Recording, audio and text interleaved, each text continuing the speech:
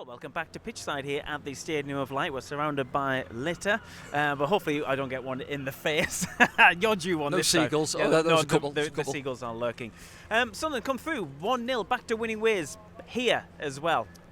Yeah, I think overall probably deserved it in terms of maybe opportunities and sort of controlled second half especially. I thought we had some good passages, albeit we're still not quite putting teams to bed. I think the conundrum we've got is, without looking too far ahead, if we get to Wembley, who's going to be on penalty duties, because that's the fourth one we've missed this season, isn't it? So, but no, one or two to highlight. Obviously, Chris met with an important block at the end. Obviously, done well, lads. Got the clean sheet, so positives there. Romain, I thought, was bright, and Patrick at times on the far side. But yeah, it'd be nice if we could go on and put a game to bed or a team to bed early, get the second goal, then we can relax. But at this moment in time, we're always leaving teams in the game till the final whistle. Let's have a look back through the action then and see where Sunderland went right this afternoon. And it took a lovely goal to win this game. We'll come on to it in good time, but they came out the blocks, Sunderland. Yeah, no, started bright, to be fair. As I say, this is all in the first 90 seconds of the game, isn't it? We've had two opportunities there, and then, as I say, once we work it back out to that left hand side, seeing our first time cross comes back in. And then, Chrissy Wigg getting across Big Cooper there, isn't he? Just can't quite get enough on it. So, and then Patrick into the game. So yeah, we started bright. Crowd were behind the boys. You could sense it, and the atmosphere in the stadium as well. So yeah, that's what you're after at the stadium. Like, of course, you're not always going to get that, but when it happens, you feed off the crowd as well. You know, I've been here. I've been in this stadium when it's at it, and they're behind you. But yeah, I think, you never know what you're going to get. We've positives. We'll just get onto the goal and come on to that in a second. So well worked. I guess they've obviously worked it on the training ground. I'm not sure if we've got a set piece specialist in the building. Ali Bakarini does. So credit to him, pat on the back. Yeah, they create the space for Romain there to come out and get himself 5 yards. Sets it back with a nice weight on it. You see for Patrick there, and then it's getting Trey free round the back. I think Coburn comes to try and get him contact. You can work on that all week, but it still takes a moment of brilliance to do it in the real game. Yeah, putting it into play in the game, isn't it? As you say there, you can work on it 5-10 times on the training ground, but it's when it matters on the stadium. On the pitch on a match day, and we've managed to do that. And as I said, that is the difference between us and them this afternoon in terms of getting the points. And Millwall, I think first half they had some good, just having a chat there with Dan Neal's dad actually as we come down. We had a little debrief, didn't we? And just saying that they're actually surprised. The first half especially, they got the ball down and tried to play a little bit, because obviously when they got Coburn up front, it's easy to just they were doing that a little bit as well. Second half they mixed it up as well. Yeah, didn't really get into it really, and sort of force us back for like 5 minutes spell, did they really?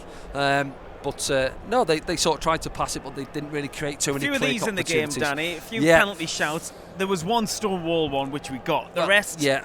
I say credit to the ref today, and we just had a chat there. I think he's got all the shouts right today. We've had 4 shouts for penalties today, and I think he's got them all right. I don't think the first 3 are, but the one on Romain is a penalty. You can't argue it. 7 cards altogether, but he did try and let it floor the game where he could. He did his bit. He did, yeah. There was a couple of, you could hear they had one on the far side. They thought it was a foul, and then I think Romain comes into the middle of the pitch. He gets a little nudge. He let that one go, so he tried to let the game flow as best as he could. I think he got all the cards right. I don't think you could argue too many of those, to be honest.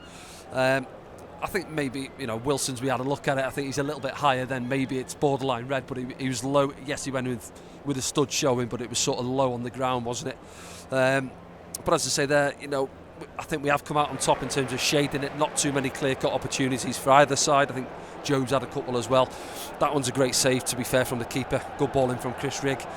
And then Wilson just does enough manning behind him there over the back save. of him. And it's a great reaction save, isn't it? Yeah, this one, no.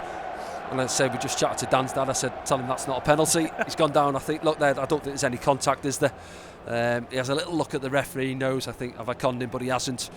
But we'll get on to, obviously, the one that I was going to say the one that mattered. It didn't, because Luke missed the penalty, but the one that was a clear-cut one, Tanganga diving in, wasn't it?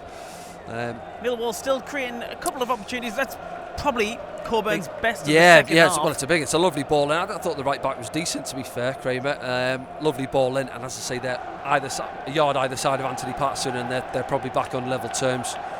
That was the one Coburn was waiting for, really. And they made 4 changes, wasn't it? And top end of the pitch, they were throwing bodies on, trying to get back into the game, trying to create a good clear-cut opportunity. They did have one, which we'll see, which was a great block from Chris Mepham, and there's Luke's penalty. you know, people say it's a bad penalty, a good penalty. Well, what's a good penalty? One that ends up in the back of the net is a good penalty. It's not a great strike. Look, he never looks up. See Luke there, he's focused on the ball. Keeper goes quite early, to be fair. You know, he comes off his line as well. And yeah, so I'm sure they're debriefing it in there. Now, Romain wasn't too happy. I think he wanted to take it, but as I said, it is the one now. Just have a quick look there. So it drops down. That is a handball, I think. But then, yeah. Well, Chris Mepper had to get there. The referee wasn't given that, by the way. Is it Longstaff, I think it was, wasn't it, off the bench? See there, he leans into it. Yeah, it's a handball all day, that, yeah. So, missed it, the ref, but he didn't miss too many this afternoon. But, as I say, thankfully, Chris is there with the good block. Give it a little fist pump as well, as defenders tend to do these days, and why not? Celebrate it like a goal. Clean sheet for the defence. Clean sheet for them, yeah, exactly. You said that after the disappointment down at Coventry. Well, the lads have earned it. Absolutely. Let's have a look at the scores around the EFL Championship this afternoon. So far this weekend, there was a game last night that finished Sheffield United 3, Coventry City 1, Hull City 0, Luton Town 1, Watford 0, Plymouth 0, Burnley 1, Bristol City 0, Cardiff 1, Sheffield Wednesday 1, Leeds United 2, Swansea 2. If you're a Leeds fan, yeah, last minute equaliser apparently in that game. Middlesbrough 2, Oxford United 1, that was 1-0 to Oxford at half time. Norwich City 1, West Brom 0. Of course, Sunderland play West Brom next week. Portsmouth 1, Blackburn Rovers 0. Another big result for different reasons. Portsmouth at one end, Blackburn at the other. Stoke have got a win under Mark Robbins. 3-1 against Queen's Park Rangers. And you know all about our game. Derby and Preston still to play this weekend.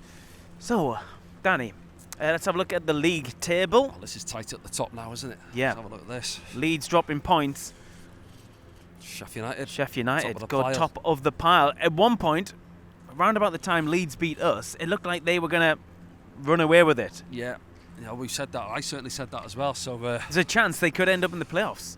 Yeah. Well, there's obviously still a long way to go. I think Burnley have got to play Sheffield United with 3 games to go, I think it is. So that'll be a biggie, won't it, if it gets down to that stage as well. But what was that, 15 points now between us and 7th? Quick maths. Yeah, no, it is, yeah, 15 points, isn't it? And a little bit of goal difference on top of that as well from our point of view. So, it's an important win as well. You keep that gap. Obviously, Coventry not winning last night. And again, cements that place in the playoffs as well. It's not mathematically certain yet. No. But it's only, it would have to be something pretty disastrous for Sunderland to slip out and it's from here. A bit of a dogfight, isn't it? Just below us, then you see there West Brom, open the gap on Coventry, of course, again, because Coventry getting beat last night, so that gap's opened up again. So Sunderland sit in this remarkable 4th position. Yeah, and say you're looking at those teams below us. Bristol City. I watched them. I thought they were good a couple of weeks ago against Norwich on Sky. Got to play Norwich as well away, haven't we? Yeah. So West Brom, some tough fixtures coming up, but good fixtures, as you said there. Teams that have got to come out on the front foot because they're looking to try and get into those playoffs as well. So from our point of view, I think that's a good thing where we should then hopefully be able to exploit it and create some opportunities on the counter-attack as well. So 7 games to go. Still a lot to play for really in terms of, as you say there, not just solidifying your place in the playoffs, but then obviously looking to build momentum and some positive play going forward, and then hopefully you go into the playoffs in good form. Let's have a look at the bottom as well. Millwall, they slipped to 13th after that defeat. Preston, Queen's Park Rangers, Swansea, Portsmouth pretty much should be safe. Yeah, I think they'll be okay there looking at that. Stoke, although they won today, that will have helped a lot. They're still in amongst it though, aren't they? Plymouth at the bottom, probably gone. Luton, they play that extra game as well. Derby County. But look at that, you look at Stoke, they've won today. Look, they've gone from up four places. They've gone up with that win today, so it's massive, isn't it? But as you say, that's an interesting one. I think Portsmouth probably safe, and then it's those teams below, isn't it? Stoke down, who are in that fight, So game on at both ends of the table. Yeah, exciting.